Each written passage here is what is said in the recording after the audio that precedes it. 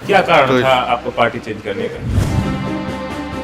इसलिए जो है ब्राह्मणों का जितनी उपेक्षा भाजपा सरकार में हो रही उतनी कहीं नहीं होती है। बहुजन समाज पार्टी में हम इसलिए आए हैं, सबसे बड़ी बात यही है कि कार्यकर्ताओं की और खासकर ब्राह्मणों की अगर कहीं सम्मान सुरक्षित है तो बहुजन समाज पार्टी। था तिलक तराजू और तलवार, इनको मारो जूते चार। मैं चैलेंज वही पार्टी थी, मैं बीएसपी पार्टी के ही। मैं पत्रकार बंधु, एक मिनट मेरी बात सुन लीजिए जी। बहुजन समाज पार्टी के ही रैली में और उन्हीं के जो कार्यकर्ता थे, उन्हीं के जो नेता थे, वही बोलते थे तिलक तराजू और तलवार, इनको मारो जूते चार।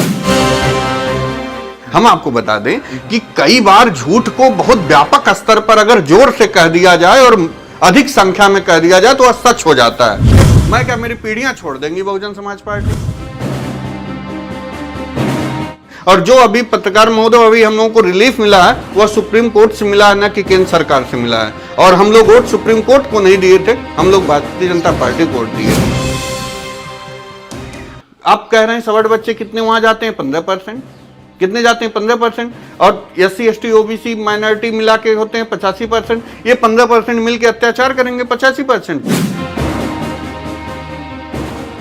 इसके पहले जब आप बीजेपी में थे तो बीजेपी की जय हो बहुत मतलब नारा लगाते थे। अब उसी बीजेपी की मतलब इतनी घोर निंदा आप कर रहे हैं क्या?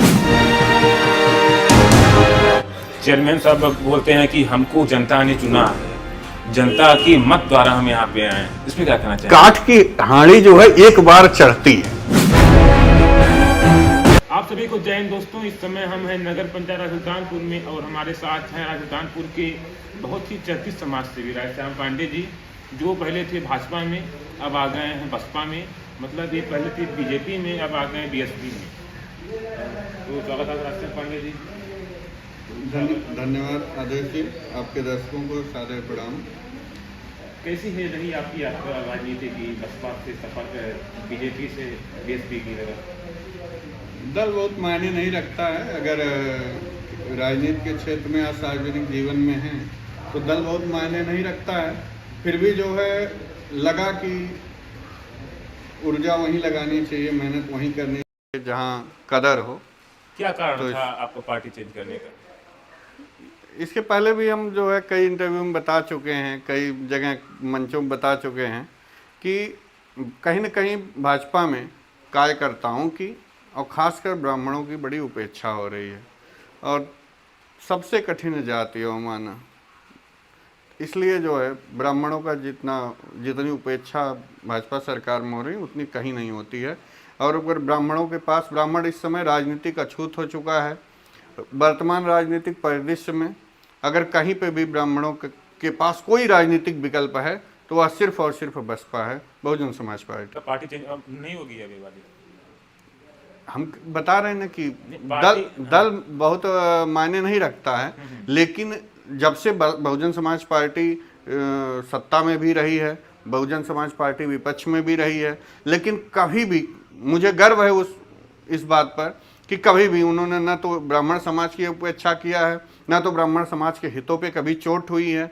और ब्राह्मण समाज को जो चाहिए, सिर्फ सम्मान चाहिए, और वह सम्मान जो है सुरक्षित है बसपा में। क्या आगे की है रणनीति चुनाव को लेकर? हम किसी रणनीति के तहत और किसी चुनावी टिकट की लालच में, पहली बात हम आपको कंफर्म करना चाहते हैं कि किसी भी ये हमारी रणनीति का हिस्सा नहीं है, न तो किसी चुनावी लालच में या चुनावी रणनीति के तहत जो हम बहुजन समाज पार्टी ज्वाइन किए हैं। बहुजन समाज पार्टी में हम इसलिए आए हैं, सबसे बड़ी बात यही है कि कार्यकर्ताओं की और खासकर ब्राह्मणों की अगर कहीं सम्मान सुरक्षित है तो बहुजन समाज पार्टी में। आपने कहा कि ब्राह्मणों का सम्मान बीएसपी में अच्छा होता है, ठीक जी। तो लेकिन 1990 के दशक में एक नारा लगता था, तिलक तराजू और तलवार, इनको मारो जूते चार। मैं चैलेंज, वही पार्टी थी, बीएसपी पार्टी के ही। मैं पत्रकार बंधु, एक मिनट मेरी बात सुन लीजिए जी। बहुजन समाज पार्टी के रैली में और उन्हीं के मतलब जो कार्यकर्ता थे, उन्हीं के जो नेता थे, वही बोलते थे तिलक तराजू और तलवार, इनको मारो जूते चार। क्षमा करिएगा, मैं आपका आशय पहले ही समझ चुका था क्योंकि इस सवाल से मैं पहले भी रूबरू होता रहा हूँ, तो इसलिए बीच में टोकने की कोशिश किया। मैं चैलेंज करता हूँ सभी को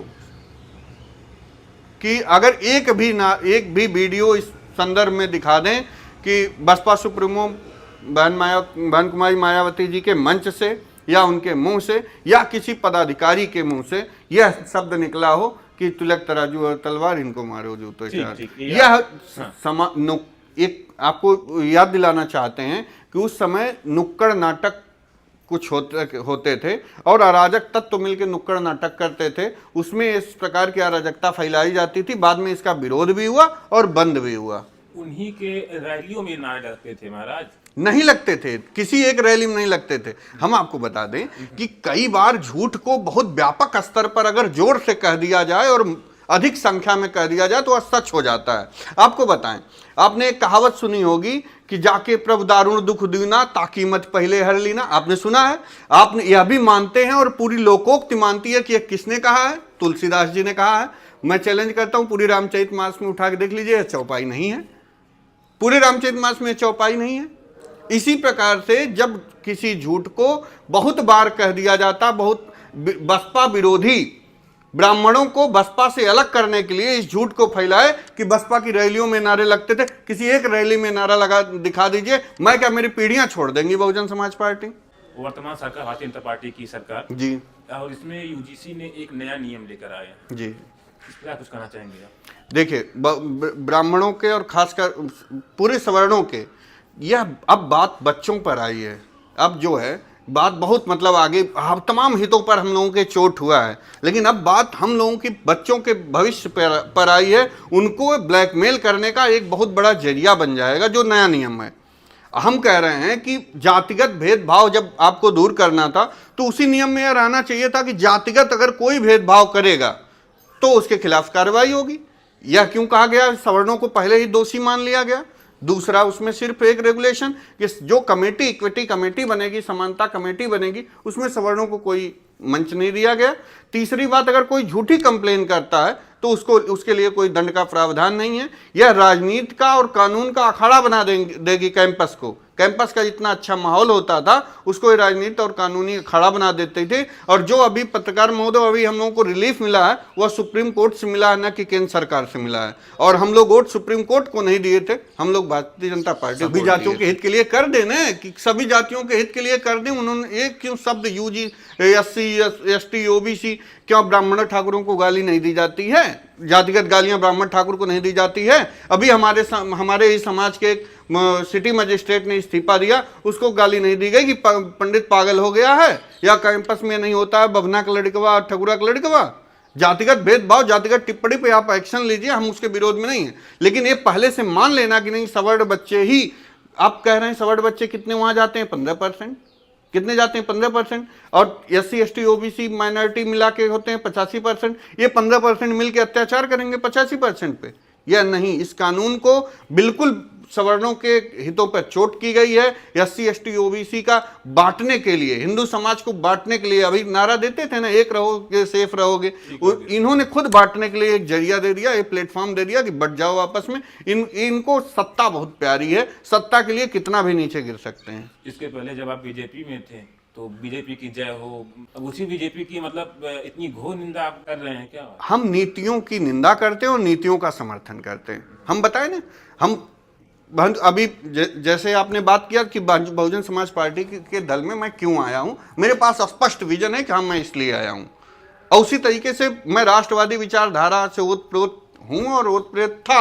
मेरी विचारधारा भारतीय जनता पार्टी से मैच की, लेकिन मेरी विचारधारा अटल बिहारी वाजपेयी, आडवाणी और मनोहर जोशी के भाजपा से थी। अब वो भाजपा नहीं रह गई, अब भाजपा कंपनी एक बन गई है। उस कंपनी का CEO है नरेंद्र मोदी जी, उस कंपनी के असिस्टेंट CEO जो है अमित शाह जी, वो जैसे चाहेंगे वैसे चलाएंगे। और कंपनी, आपको बता दें, फायदा देखती है, किसी को संरक्षित नहीं करती है, किसी को पोषित नहीं करती है। कंपनी कोई भी हो, सिर्फ अपना प्रॉफिट देखती है और सत्ता की चाबी पाने के लिए वो देश को किसी भी स्तर पर ले जा सकते हैं। अब वो कंपनी की तरह चला रहे हैं। अब बात करते हैं आपकी नगर पंचायत की। जी, यहाँ के हाल कैसे हैं नगर पंचायत के? भ्रष्टाचार में आकंठ तक डूबे हुए हैं नगर पंचायत अध्यक्ष और अधिशासी अधिकारी।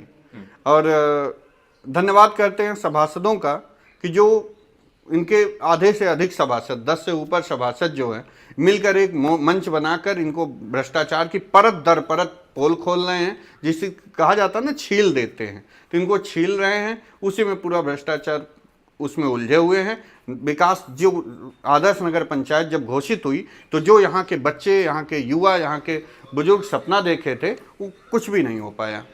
चेयरमैन साहब बोलते हैं कि हमको जनता ने चुना है, जनता की मत द्वारा हम यहाँ पे आए हैं, इसमें क्या कहना चाहिए? काठ की हांडी जो है एक बार चढ़ती है, काठ की हांडी भी एक बार चढ़ती है, लेकिन बार बार नहीं चढ़ती है। अब भविष्य में वो दोबारा न देखें कि हाँ फिर जनता दोबारा चुन ले उनके विकास कार्यों को देख के, तब मैं मानूं भविष्य में सभासद नहीं हो पाएंगे। चेयरमैन की बहुत बात छोड़ दीजिए। तो आप चेयरमैन साहब को काठ की हांडी बोल रहे हैं? बिल्कुल काठ की हांडी बोल रहे हैं कि एक बार चढ़ गई है आंच पे, चढ़ गई है, अब नहीं चढ़ेगी, बिल्कुल नहीं चढ़ेगी। अभी चुनाव हो जाए तो एक सभासद के बराबर वोट नहीं पाएंगे वो। और चेयरमैन साहब बोलते हैं कि हमारे यहाँ इतना मतलब बहुत ज़्यादा हुआ काम, ये रोडें बन गई, लाइटें लग गई, सब कुछ काम हुआ है, इसमें क्या कहना चाहेंगे? आप भी नगर पंचायत के विकास कार्यों को भी देख रहे होंगे और हाल फिलहाल के घटनाक्रम भी देखे होंगे कि बड़े मुश्किल से, बड़े एड़ी चोटी का जोर लगाए सभासद, तब जाके लेखा जोखा पाए हैं। और लेखा जोखा पाने के बाद परत दर परत इनके विकास कार्यों की जितनी पोल बांध रहे थे सब खुल गई है, सारी कलई खुल गई है जनता के सामने। अब ये खुद जो है आपको भी दिख रहा होगा, जनता भी देख रही है। तो ये थे राजश्याम पांडे जी हमारे साथ, जिनसे हमने बात किया विभिन्न मुद्दों को लेकर, विभिन्न समस्याओं को लेकर। तो आपने सुना क्या कुछ कहा इन्होंने, तो देखते रहिए APN लाइव। धन्यवाद।